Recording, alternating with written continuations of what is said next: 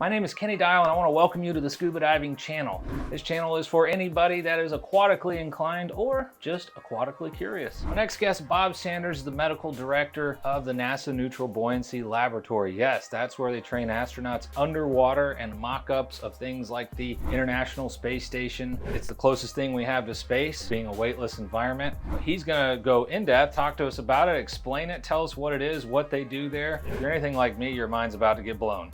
Dr. Bob Sanders. Tell us exactly what your role is at the Neutral Buoyancy Laboratory. So I am the medical director of NASA's Neutral Buoyancy Lab. So I oversee the diving medicine team. We do morning physicals, we do diver readiness exams, we staff a hyperbaric chamber in case there is a decompression accident, so either an air embolism from too much air in your lungs.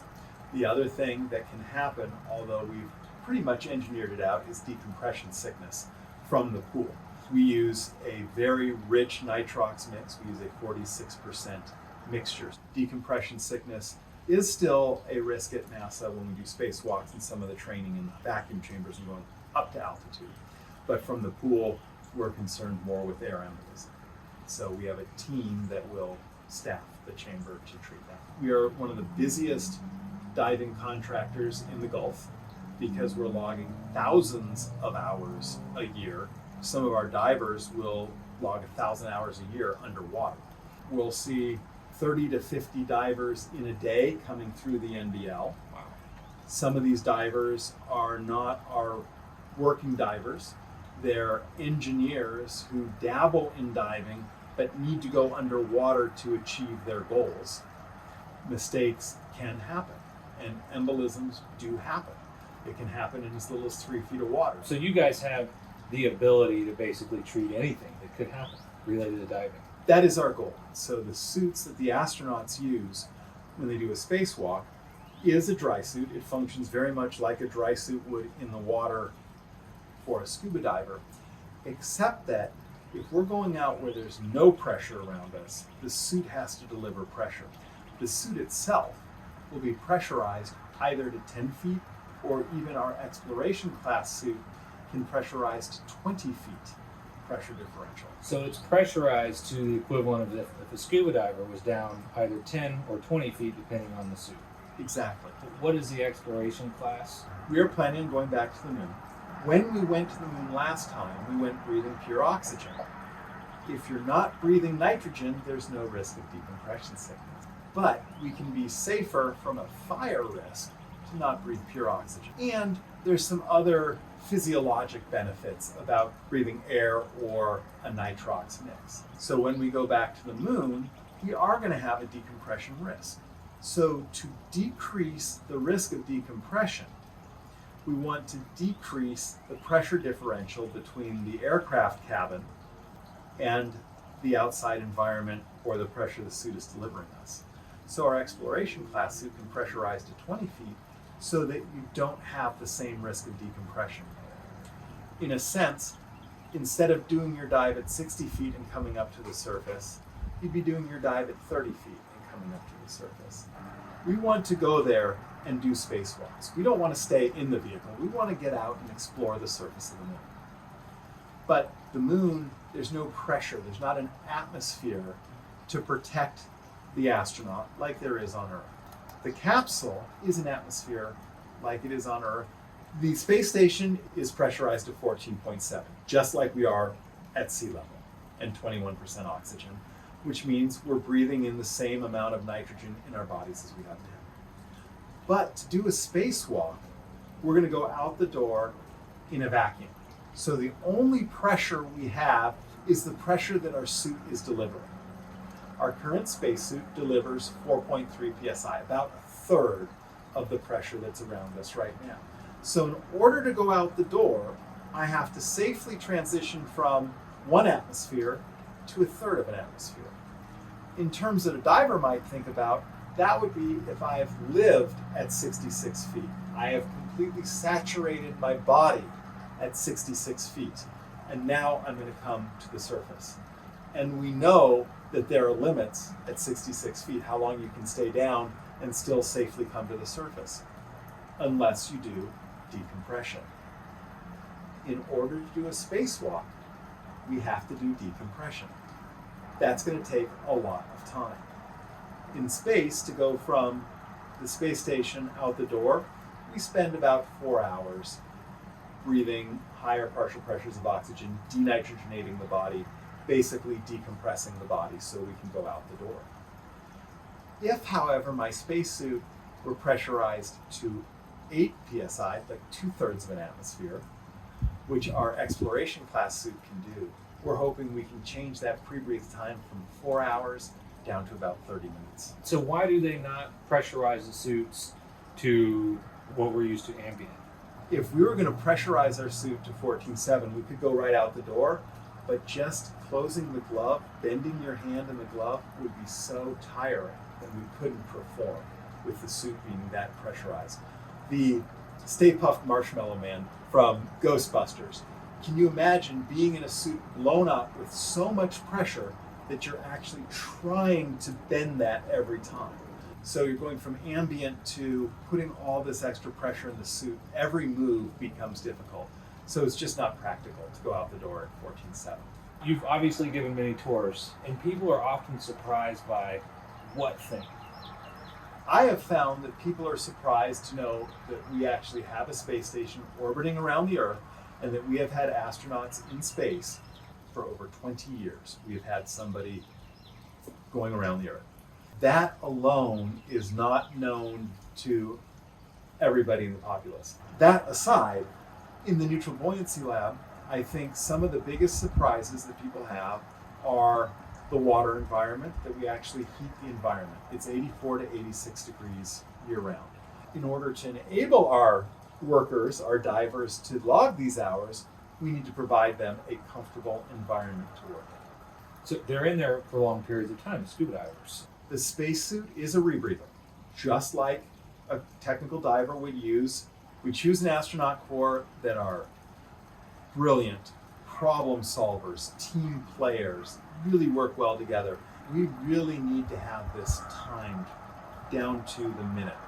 We need to know what they're going to do, how many turns to the left to tighten a bolt, or how many turns to the right to loosen a bolt. We don't want to risk having to take extra gear with us. We don't want to risk not taking enough gear with us. If you forget something back in space station and you're out trying to do a repair, that's not going to work very well. The cost, the time, all of that. So they practice 8 to 10 hours for every hour of spacewalk. So when they're out there, they're all business. They know exactly what they're going to do, how they're going to do it, when they do it. The best way to be able to practice a 6-hour spacewalk is to do a 6-hour spacewalk in the pool. So we will put our teams underwater for 6 hours. In neutral buoyancy, they don't float, they don't sink. In scuba diving, we like to call ourselves neutral, but we have a riding moment. Our body wants to stay in one orientation, and that's great in scuba diving. We don't mind being belly down, face up a little bit, but the astronauts need to be able to go upside down, or left shoulder down, right hip down, to be able to reach that particular part on space station. It's easy in zero gravity, or microgravity as we call it. It's not so easy underwater unless you have a team of divers who can achieve that multi-axis neutral buoyancy. They know how to weigh out an astronaut in that spacesuit and make them so neutral that they can get in any orientation. How much is an astronaut's rebreather, which is their suit? What are those ballparking these days? We believe the cost of the suit is probably around $12 million to replace a suit if they were to build one from the technology we currently have. No discounts either. Well, I'm sure on eBay you can buy one. You can find one probably from a different country's space program. But no, I don't think that anyone has successfully smuggled a full EMU out of NASA. We scrub coral. Our coral is artificial at the seas. So obviously to get the algae off, we continuously scrub it. We have a dedicated scrub team now even. But back in the day, we just got in, we'd do it for 2, 3, 4 hours till lunch. It doesn't take long to start wandering. Your mind can wander, and you can also get that fatigue. And how do you combat that? I mean, you're talking 6 hours too, without guests, wanting selfies in the window and stuff like that. Our astronauts, who are the ones underwater for the full 6 hours, have a very scripted plan of what they're going to do. They have a whole list of projects they need to do, steps they need to do to achieve the goals, the repairs.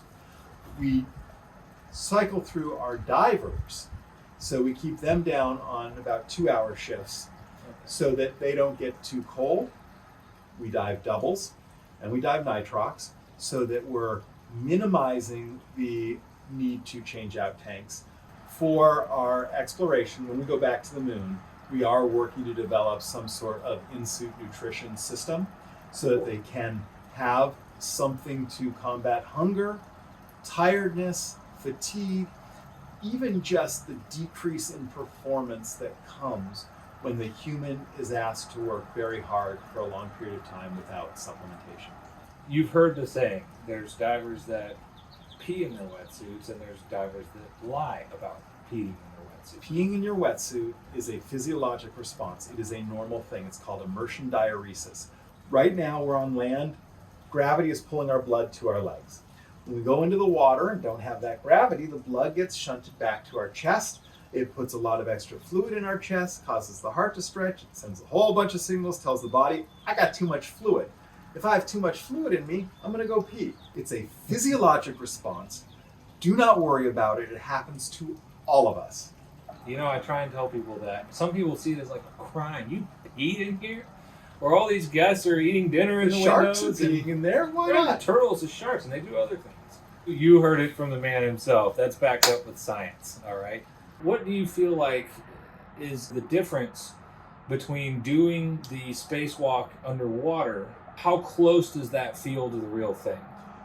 The differences, as they have been relayed to me, are when you go out that door, when you leave the hatch on space station, you don't have a team of divers there. You're on your own. And then, really, the only other thing that they talk about really being different is the inertial forces. So when you start things moving, when you don't have the viscosity of water, they want to keep moving. We're trying to simulate that as best we can using robotics, but that has to be done outside of the NBL in an air environment, not underwater. Do you think they would be able to do those spacewalks without the NBL? If we didn't have the NBL, if we didn't have the ability to train a spacewalk all the way through that full 6 hours, we would not see the fluency, the perfection, the performance, I am sure, that we do. The NBL is the ideal environment to train for a spacewalk. And I think not having something like that, we would see a huge difference in performance. Obviously, there's probably some new divers out there, aspiring divers, that would love to be safety divers at the Neutral Buoyancy Laboratory. What do you guys look for applicants for those positions? We look for qualified, skilled divers. Our divers come from military diving backgrounds. They come from professional diving backgrounds, dive instructors like you or myself. They've even come from the scientific diving community. So they come in from all walks of the dive industry. The real thing is they've gotten to become leaders in their field, that they are truly skilled and competent at what they're doing. Spacewalks aren't something that are done on every street corner. So we need instructors that have that experience, that skill in how to communicate and teach a new skill. We need commercial divers who understand tool use underwater because we're assembling things underwater. Those divers that come with a scientific diving background can offer a lot as we're developing our programs when we're trying to simulate what's going to happen when we go back to the moon.